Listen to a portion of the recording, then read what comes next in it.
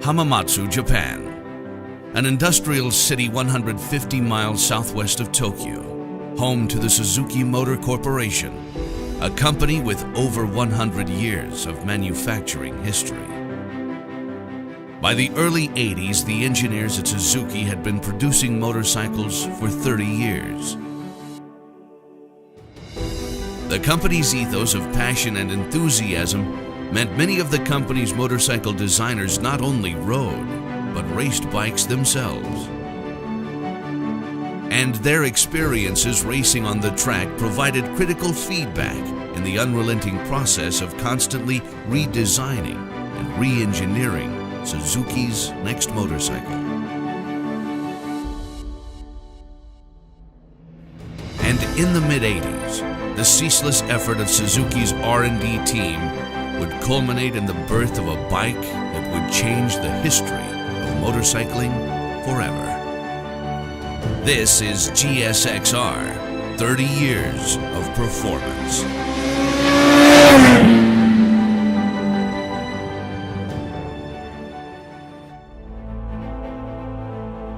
"30 years ago, Suzuki introduced the GSX R750, a true race replica machine that single-handedly created a whole new category of performance sports bikes. And interestingly enough, some of the designers and engineers who helped bring that first GSXR to life can still be found on the Suzuki campus in Hamamatsu today." 清水立氏って言います。会社入って40年ですね。もう長いね。At that time, Shimizu worked in the engine design department under the guidance of a project leader named Etsuo Yokouchi. A racer himself, Yokouchi began early development of the bike that would become the first GSXR by challenging everything that the team knew about building a motorcycle meant for racing and starting the design process from scratch. 特にこの幽霊の7班はね、今回来るような話もあった横内さん、その当時の横内部長が最大馬力100馬力で最高速235キロだったかな。He challenged the engine and chassis teams to question the status quo. Once the horsepower and speed goals were set, the team knew that weight reduction would be a significant part of the design. Yokouchi had his engineers completely disassemble a 1983 GSX 750E and mark each engine or chassis part either red or blue. Red was for parts that wore quickly or failed, and blue parts had no breakage or durability issues. When the process was complete, most all of the parts had been marked blue, a sign that they were building their bikes to be durable yet too heavy. Their approach was too conservative. All that was about to change. E4 で先行実験を随分やってたんですよ。実はGSX700 っていうのがあって、当時アメリカでね700以上の車の関税をものすごく上げた時があって、それでショートストロークの7班を作ったので、それのボアを広げて、当時としてはショートストロークの7班ができたので、それで先行実験やってて、でエアクリーナーマフラー付きで97馬力までは出してました、立さんが。だけどそこまで出すとスパークプラグのネジのところにアルミが癒着して出てきちゃったり、シリンダーのスリーブがズルズルになっちゃったり、あとバルブが歪んじゃったりいろいろあっても、もうだけどもう馬力は出せるけど市販車として出すのは難しいなっていうふうにね。One of the main problems the engine team was facing was heat dissipation. Water cooling was not a viable option at the time due to added weight. So Yokouchi and engine group leader Tetsunobu Fujii came up with a new approach, an engine that had enhanced air cooling and an oil-cooled system. Every part of the new engine was also scrutinized for weight savings. And not only did they achieve weight savings, the engine was also durable. The engineers tested and ran the engine at redline for more than 24 hours with no breakage issues whatsoever. By reducing the number of components and welds required for the frame,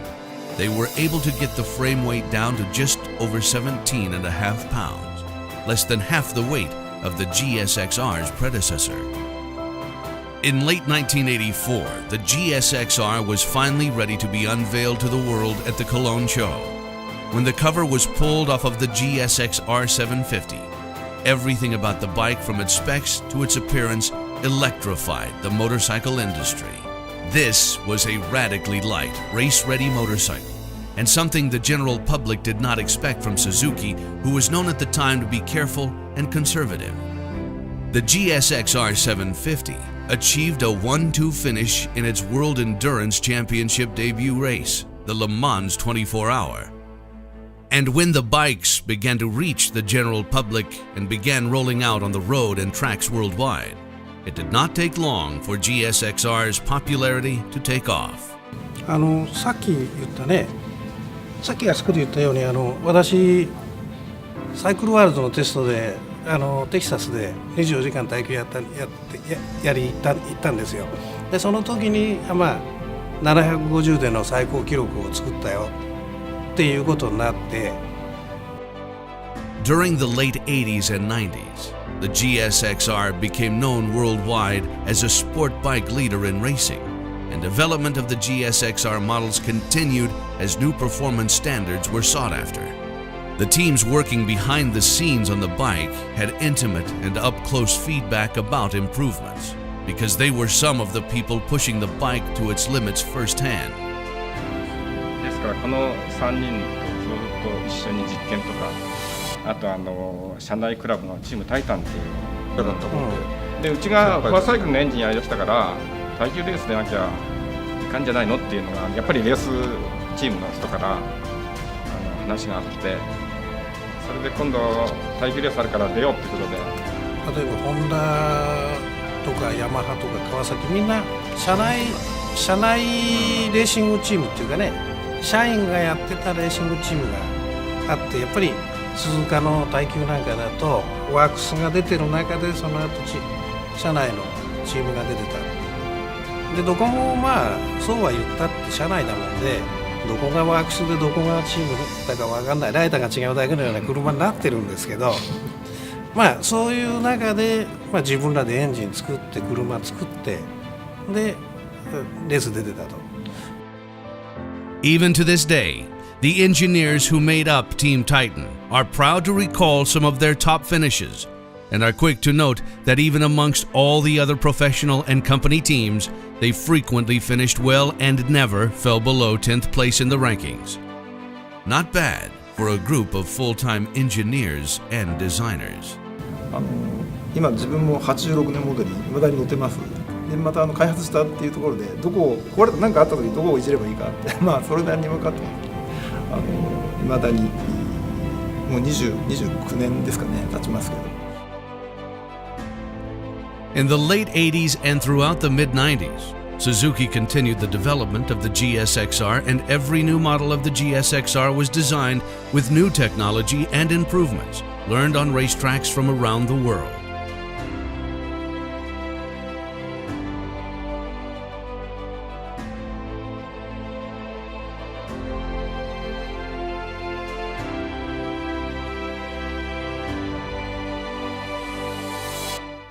In 1996, a decade after the first GSXR had lit the industry on fire, Suzuki reinvented the bike with a newly equipped twin-spar frame. Taking inspiration from their GP bike, the new GSXR featured a shortened wheelbase with smooth drivability, all weighing in at under 400 pounds. それで85、6年頃に、レースグループにいる時もなんとかこの横を通したツインスパーのフレーム作れないかって何度か話出てきたんですけども、どうしてもエンジンが場が広くてですね、ちょっと作れなくて、いかせない形でずっとやってました。で、96年の7やる時で初めてもう設備を起こしてシダピッチを狭めるって話になりまして、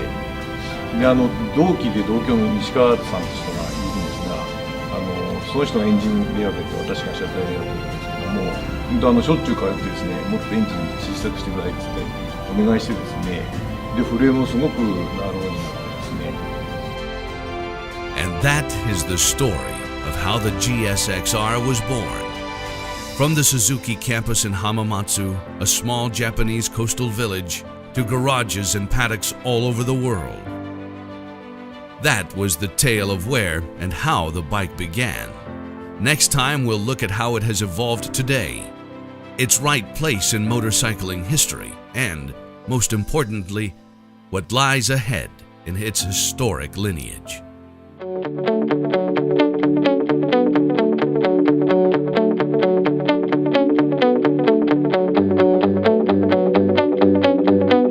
When you look back at the lineage of Suzuki's GSXR and you see photos of different iterations of the bike from the past 30 years, you start to notice one thing. The changes to the bike are done through evolution, not revolution. Each new model year holds the distinctly GSXR DNA at its core, while incorporating new, improved technology and hints of sleeker design cues.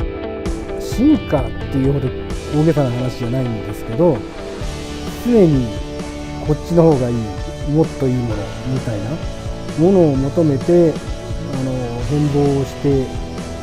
ているのが GSXR だと。The model year 2000 brought the new generation of Suzuki GSXRs, the 750cc version, a culmination of the previous 15 years of design and research, was a definite high point for the franchise, as it was heralded at the time as the best sports bike ever built. っていうのかな、当初ね179キロ目標だったんですよ。だけど作ってみたら169キロになって自分たちでびっくりしたっていう。でとにかくあの時は大号令のかかり方が半端なくて、もう全ての部品直してとにかく軽く作るんだっつって全員でなんか別の部品を軽く作ったらこの部品が軽くなる。Following that, Suzuki introduced an all-new 1000cc displacement GSXR. With 145 horsepower, the first GSXR 1000 did not disappoint and won almost every shootout and comparison tests in its very first year. At that time, Suzuki's GSXR lineup consisted of 3 displacements: 600cc, 750cc, and 1000cc. The deeper you dig into Suzuki's research and development culture, the more you understand about what goes into developing their flagship bike. This team of dedicated engineers, designers, and test riders are not only trying to make the perfect bike, their quest to outdo themselves with each new model is relentless. いろいろ大変なところはあって、やっぱり常に上を狙うというか、さっきも出たけど常にコンペティターがいてね、それに勝っていくってことで、やっぱりなかなか妥協ができないんですよ。でそこで妥協ができない中でやっぱりかなり挑戦をしてるんだけど、なかなかそれが実現できなくて、エンジンの耐久性とかね、そういったものがなかなか耐久性と性能とが両立できないとか、そういったところはかなりありますね。The 2005 model year would bring a stylish GSXR 1000 redesign with a new dynamic and distinctive shape. The new model's revised engine packed 175 horsepower, making it the most powerful GSXR to date. The all-titanium exhaust and slipper clutch made the bike an enthusiast favorite. The bike won Suzuki's first World Superbike Championship and a number of national superbike titles. GSXR シリーズの販売が非常に好調で、もう車内で作れないっていうところまで来たんですよ。だから非常にちょうど受け入れられて、世界的に受け入れられたっていうことで、その時が非常に私としては、私っていうかみんなでね作ったものが世界に受け入れられたということでGSXR その3兄弟で全部ベストになった全部1位を取ったっていうそういう時代を経験しました。その時がやっぱり一番良かった。And from 2007 until the present day, the innovation and constant refinement and meticulous attention to detail has remained as the GSXR has continued to evolve. Racing has always been a significant part of the GSXR DNA. Their mantra for decades has been simple: race on Sunday, sell on Monday. In other words, if these bikes perform on the track and do what they're meant to do during races, that impact will not be lost on consumers and will be more effective than any traditional form of marketing or advertising. And the GSXR has always delivered results. In the US between 1999 and 2009, Suzuki won 10 of the 11 AMA Superbike Championships with Matt Mladen and Ben Spies at the helm. The brand has 13 AMA Superbike titles in total. In the World Endurance Championship, where both speed and durability are key, GSXR has won 10 titles in the last 14 years, including 8 wins in the Le Mans 24-hour. In short, no other single motorcycle has won more races and championships than the Suzuki GSXR. None. 鈴木の技術部門にとって GSXR っていう名前がやっぱり特別な存在なので、その名前をつけた機種をやるってなったらもう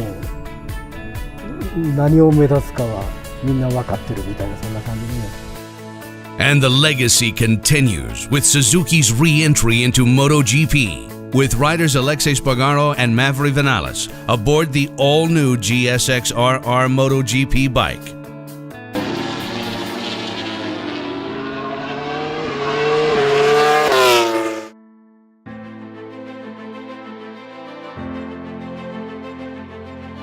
From the test track at Suzuki's Hamamatsu headquarters, seeing the GSXRs from past and present,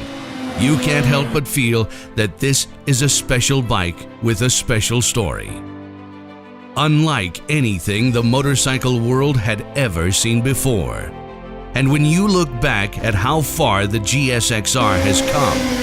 it's only natural to wonder what's in store for the future. テストライダーになってもう27年になるんだけど、そのうちの25年ぐらいは、ほぼ GSXR に、今でもやれて育ててて、で次に挑戦できるっていう